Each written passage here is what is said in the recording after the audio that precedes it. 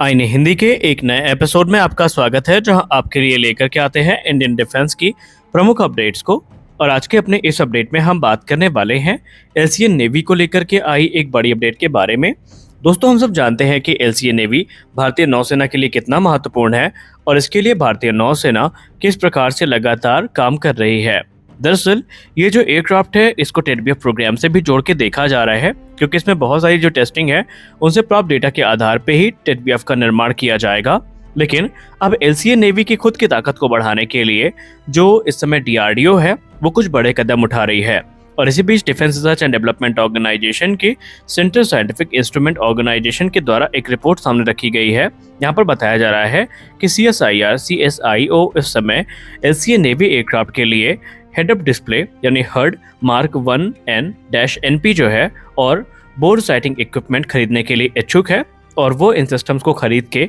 LCA navy जो aircraft है उसमें इंटीग्रेट करना चाहती है, ताकि इनके ऑपरेशन को और भी ज़्यादा आसान बनाया जा सके। अब अगर हम हेड अप डिस्प्ले की बात करें तो हेड अप डिस्प्ले को हम लोग हर्ड के नाम से भी जानते हैं। ये एक क्रिटिकल कंपोनेंट होता है किसी भी फाइटर एयरक्राफ्ट के कॉकपिट में, क्योंकि ये कई सारे जो वाइटल फ्लाइट इन्फॉर्मेशन है उनको प्रोजेक्ट करता है। इसमें सेंसर इन्फॉर्मेशन भी शामिल होती है, नेविगेशन क्यूज भी होते हैं, और ये सारी चीज़ें हमें ट्रांसपेरेंट डिस्प्ले में देखने को मिल जाती है, जो कि पायलट के कार्यभार को न सिर्फ आसान बनाती है, बाकी जितनी क्रिटिकल इन्फॉर्मेशन है वो उनको हर्ड में देखने को मिल जाती है, जिसके वजह से उन्हें बार बार अपना ध्यान अलग अलग चीज़ों में केंद्रित नहीं करना पड़ता और वो एक ही जगह पर फोकस्ड रहते हैं। और ये ज़्यादा एडवांटेजेस तब बन जाती है जब हाई स्पीड मैनूवर्स करने होते हैं, लैंडिंग करनी होती है, या फिर जो एडवर्स कॉम्बैट सिचुएशन होती है वहाँ पर ये गेम चेंजिंग साबित हो सकते हैं। अब यहाँ पर जो ये हेड अप डिस्प्ले है, इसके वजह से पायलट को ना सिर्फ आसानी होगी बल्कि ये खुद एयरक्राफ्ट की कैपेबिलिटी को भी काफ़ी इन्हांस करेंगे।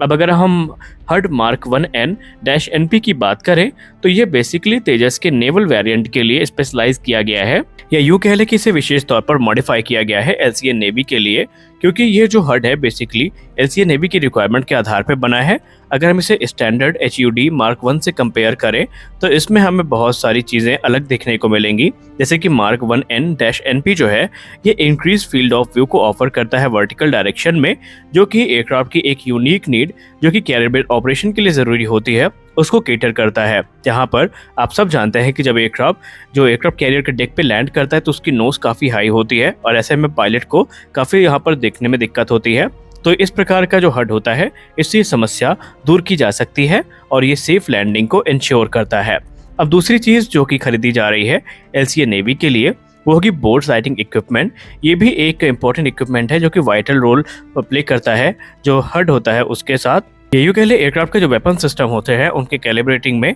और अलाइनिंग में हर्ड के साथ ये एक इम्पॉर्टेंट रोल अदा करता है, और ये इंश्योर करता है कि हर्ड में जो इन्फॉर्मेशन आ रही है वेपन सिस्टम की वो काफ़ी एक्यूरेट हो, क्योंकि जो कह सकते हैं एमिंग पॉइंट होता है एयरक्राफ्ट के वेपन का उसको ये एक्यूरेट करने के लिए जिम्मेदार होता है। तो ये जो इक्विपमेंट है ये खरीदे जा रहे हैं। अब ये जो टेक्नोलॉजीज़ हैं इनके बाद जो एलसीए नेवी है उसकी कैपेबिलिटी काफ़ी इन्हांस होगी, और आने वाले समय में कैरियर बेस्ड ऑपरेशन में इनका काफ़ी बड़ा योगदान हमें देखने को मिलने वाला है। अब आप में से बहुत सारे लोग ये पूछेंगे कि आखिरकार जब हम टेडबीएफ पे काम कर रहे हैं तो एलसीए नेवी को लगातार अपग्रेड्स क्यों मिल रहे हैं, क्योंकि हाल ही में खबर सामने आई थी कि एलसीए नेवी में भी जो मिसाइल्स का इंटीग्रेशन है वो हमें देखने को मिल सकता है। तो क्या भारतीय नौसेना आने वाले भविष्य में एलसीए नेवी को भी ऑपरेट करेगी, क्योंकि भारतीय नौसेना का तो जो प्राइमरी फोकस रहेगा वो टेडबीएफ रहेगा। सही मायनों में अगर बात की जाए तो एलसीए नेवी वही एयरक्राफ्ट है जिसने twin engine deck based fighter की आधारशिला रखी है, और आपको याद होगा कि भारतीय नौसेना प्रमुख ने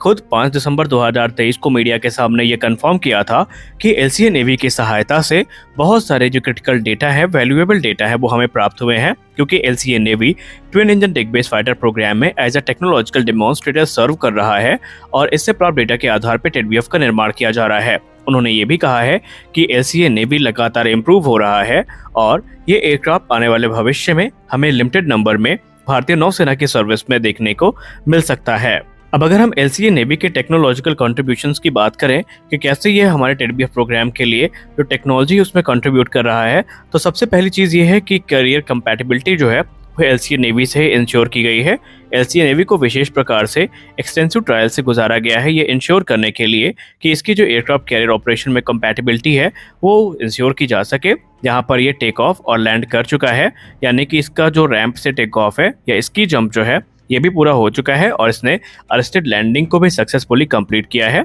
इसमें बहुत सारे हमें एडवांस सेंसर्स देखने को मिलते हैं, जिसमें से जो fly by wire control system है वो एक महत्वपूर्ण सिस्टम माना जाता है। और एलसीए नेवी के सहायता से जो एडवांस सिस्टम जिसमें fly by wire control system है जो कि एयरक्राफ्ट की कंट्रोल और स्टेबिलिटी को इंश्योर करता है, उसको टेस्ट किया गया है और ये कैरियर बेस्ड लैंडिंग के लिए काफ़ी महत्वपूर्ण माना जाता है। इसके अलावा एलसीए नेवी की सहायता से जो high angle of attack performance है यानी कि AOA परफॉर्मेंस है उसको भी टेस्ट किया गया है, जहां पर इसने एक्सेप्शनल मनूवरेबिलिटी के साथ जो हाई एंगल ऑफ अटैक है उस पर अपनी कैपेबिलिटी को साबित किया है और ये डॉग फाइट में एक गेम चेंजिंग स्टेप साबित हो सकता है। इसके अलावा टेडबीएफ के लिए जो रेडार और इलेक्ट्रॉनिक वॉरफेयर सिस्टम है ये भी हमें एलसीए नेवी से ही देखने को मिलेंगे। एलसीए नेवी को state of the art radar से और इलेक्ट्रॉनिक वॉरफेयर सिस्टम से इक्विप किया गया है जो कि एनिमी एयरक्राफ्ट को डिटेक्ट कर सकता है और भी दूसरे कार्यों को पूरा करने में सक्षम है। और आगे चल के इन्हीं सारे डेटा के आधार पे जो ट्विन इंजन डिग बेस्ड फाइटर है उनका निर्माण किया जाएगा।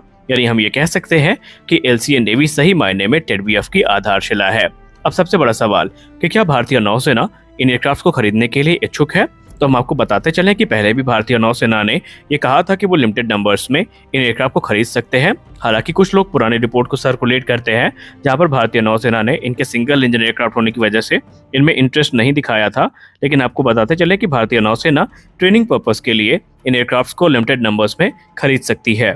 अप्रैल 20, 2023 को लाइफ इज डिफेंस की एक रिपोर्ट सामने आई थी जहां पर कहा गया था कि भारतीय नौसेना अपने फ्यूचर पायलट्स की ट्रेनिंग को इंश्योर करने के लिए और उनको काफ़ी